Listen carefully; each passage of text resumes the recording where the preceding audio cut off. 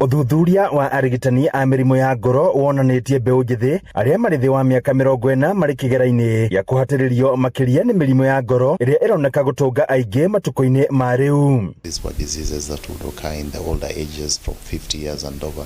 We are seeing them in the younger individuals. For example, hypertension, diabetes, obesity, even heart attacks are occurring in younger individuals. And this all boils down again to the very fact I was talking about.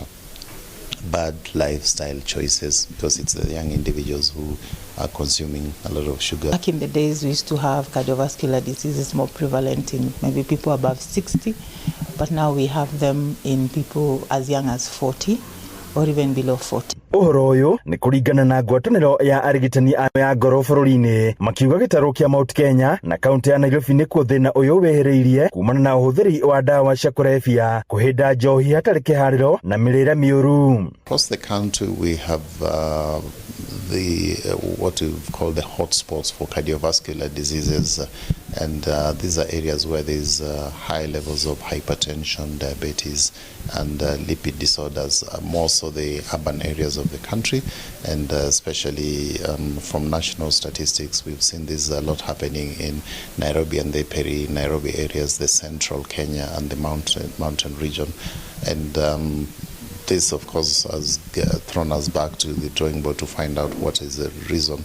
Mandagĩtarĩ maroria mũingĩ gwĩtĩkĩra gũthimwo mahinda kwa mahinda kuona mĩrimũ ĩno ĩratiga famĩlĩ nyingĩ irĩ na ũkĩa, kuona ĩrabatara mbeca nyingĩ kũrigitwo, ũndũ ũmwe na gũthĩnia thirikari kuona insurance ya ũgima wa mwĩrĩ ya SHA no ĩrahũthĩka. Now, when we look at the family, there's obviously the increased spending and costs of treatment. You have to pay for transport to the hospital. You have to pay for the consultation to see the doctor. There's a test to be paid for. There are the drugs to be paid for. All right? And if the patient comes in an acute or emergency setting, then they have to be admitted. That's an additional cost. Complications, and then there's also, it affects the quality of life.